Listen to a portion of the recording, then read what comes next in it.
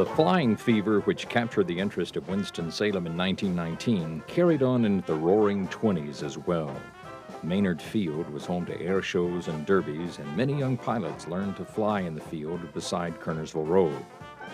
When Colonel Charles Lindbergh announced that he would visit Winston-Salem on his goodwill tour, city officials were already looking for a new airport site. Maynard Field was too small and ill-equipped to receive the growing air traffic and to keep Winston-Salem in the forefront among the flying class. In 1927, the Board of Commissioners located 75 to 100 acres of land adjacent to the Walkertown Road, which was occupied by the Forsyth County Farm.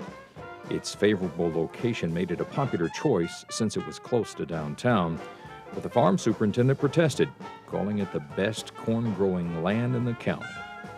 Mayor Tom Barber approved the decision, and local citizen Clint Miller pledged $17,000 to develop and equip the new airport. On July 15, 1927, an airport corporation and an airport commission were created. At the first meeting, the facility was named Miller Municipal Airport after Clint Miller. Lindbergh would arrive in October, so they had 3 months to build an airport. When he stepped from the Spirit of St. Louis on October 14, 1927, Miller Municipal Airport was officially open. Lindbergh was greeted by Governor Angus McLean and Mayor Tom Barber. Lindbergh saluted the crowd, then rode through town in a limousine. A large crowd awaited Lindbergh at Haynes Park, and the car stopped beside Wiley School, where he addressed the crowd. In his speech, Lindbergh urged the city to keep Winston-Salem in the forefront of American aeronautics. A banquet was held later that evening at the Robert E. Lee Hotel, which was lavishly decorated with flowers and American flags for the visiting pilot. Banquet guests learned in a surprise announcement that R.E. Lassiter had bought the airport land from the county and transferred it to the Airport Commission. Lindbergh left town the next day on to another city, but Winston-Salem had an airport. The official dedication came nearly a year later on September 3, 1928. A bronze marker was prepared and air races and contests planned, which included planes of all types and sizes. But 3 days of heavy rain kept visiting planes from making the trip. After the delay, Mayor Thomas Barber accepted the bronze marker, and the crowds were treated to the races and contests as planned, including an amateur race. 17-year-old Smith Reynolds won the amateur race that day, and despite all the rain, the field was in good condition. Dick Reynolds expanded his Reynolds Airways operation to Miller Field and built the first all-steel hangar. After the dedication, Reynolds Aviation provided taxi service and a fixed-base operation for $4,000 a year. In 1930, Reynolds Aviation added a weekend taxi service from Winston-Salem to Myrtle and Wrightsville beaches. The trip was popular for vacationers who wanted to spend the weekend at the beach and be back in time for work on Monday. Smith Reynolds continued to fly, and in June 1930, he flew across the continental United States from New York to Los Angeles in an unofficial record time of 28 hours and 3 minutes. His hopes of developing into a world-class pilot ended when he was killed at Renolda House in July 1932 at the age of 20. Earlier in 1932, Dick Reynolds dissolved his company, but a new aviation company, Camel City Flying Service, was formed. One of the founders was Lewis S. McGinnis, former chief pilot at Miller before moving to New York to work for Dick Reynolds. Using New Deal work relief programs, the facilities were updated and expanded, and a brick administration building was added.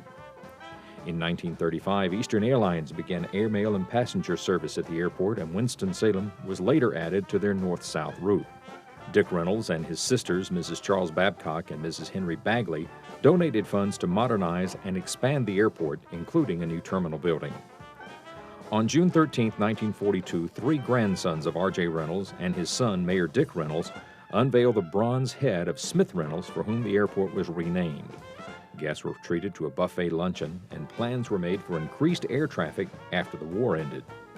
Visitors could look over the new waiting room, Sky Club, dining room, and luncheonette at the airport.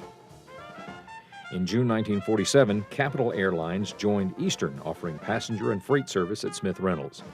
The next year, Piedmont Airlines launched its air service with a fleet of refurbished DC-3s. From 1949 to 1960, Piedmont opened new routes to expand services and continued to buy and overhaul DC-3s.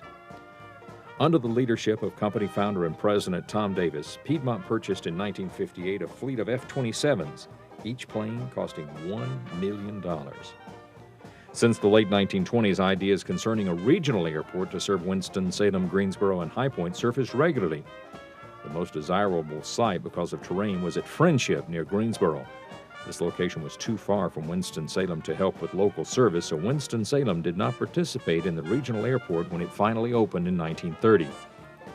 Over the years, the subject was brought up several times, but in 1961, the Civil Aviation Board ordered consolidation of airline service at the Greensboro High Point Airport.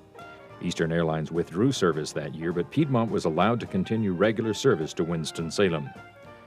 Commercial passenger traffic at Smith Reynolds decreased dramatically, but the general aviation business continued to prosper. An industrial park was built in the early 1960s to lure companies such as Fairchild Stratus to the airport area. Local corporations such as Haynes Hosiery and R.J. Reynolds Tobacco kept their company airplanes at the airport, and Reynolds even maintained an operations office there for several years. In 1975, Piedmont Airlines' lease with the airport expired, and in 1983, Piedmont terminated its service to Winston-Salem. Today, Smith Reynolds Airport is home to 75 to 100 private airplanes, as well as corporate aircraft belonging to Wachovia Bank, R.J. Reynolds Tobacco, and BB&T. U.S. Airways makes 3 flights a day to and from Charlotte. Airplanes are available for hire, and there are 2 flight schools as well as aircraft maintenance facility.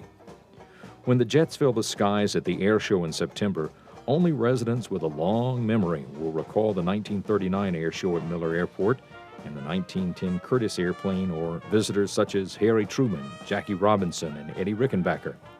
For over 70 years, Miller Field and later Smith Reynolds Airport has continued the vision of early city leaders to keep Winston-Salem in step with the rest of the flying world and to keep their eyes on the sky.